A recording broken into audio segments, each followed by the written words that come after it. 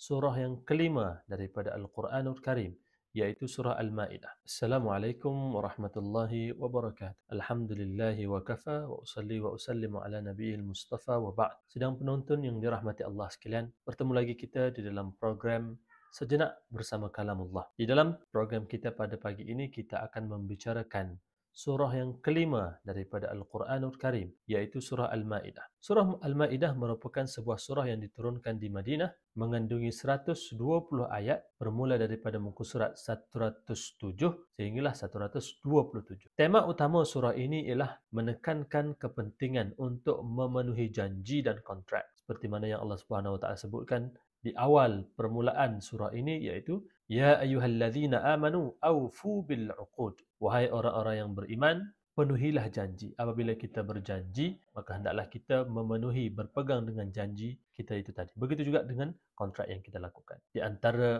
tanda-tanda orang munafik itu ialah apabila dia berjanji, dia mengkhianati janjinya tersebut. Seterusnya, tema utama surah ini juga adalah kepentingan untuk mematuhi syariat dan juga hukum hakam Allah Subhanahu Wa Taala serta penyempurnaan bagi agama Islam. Antara faedah yang kita dapatkan daripada ayat ini ialah yang pertama, seperti yang disebutkan tadi, Allah Subhanahu Wa Taala memberikan perhatian yang khusus terhadap keadilan dalam membahagikan harta pusaka. Disebutkan cerita tentang harta pusaka, berapa banyakkah yang sepatutnya diberikan kepada isteri, kepada anak lelaki, anak perempuan dan seterusnya. Itu dijelaskan secara detail di dalam surah ini. Begitu juga menceritakan tentang haiwan apakah yang halal dimakan dan apakah yang diharamkan. Secara asasnya semua haiwan itu adalah halal untuk dimakan, melainkan apa yang disebutkan secara nas, secara khusus di dalam Al-Quran dan juga secara qiyas tentang apa yang diharamkan untuk dimakan.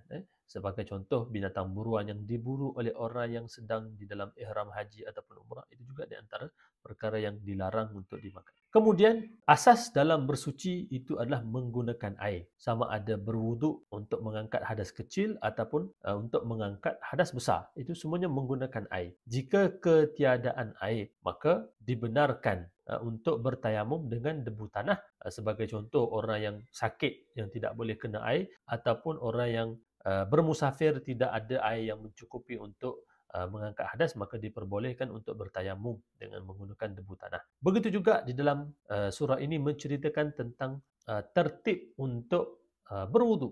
Allah Subhanahu Wa Taala berfirman, Ya ayyuhalladzina amanu idza qumtum ilas salati faghsilu wujuhakum. Wahai orang yang beriman, apabila kamu ingin mendirikan salat, maka basuhlah muka kamu. Wa aydiyakum ilal marafiq, dan dua tangan kamu sehingga ke siku. Wamsahu biru'usikum, dan sapulah kepala kamu, dan wa arjulakum ilal ka'bain. Begitu juga kaki, basuh kaki sehingga ke buku lali.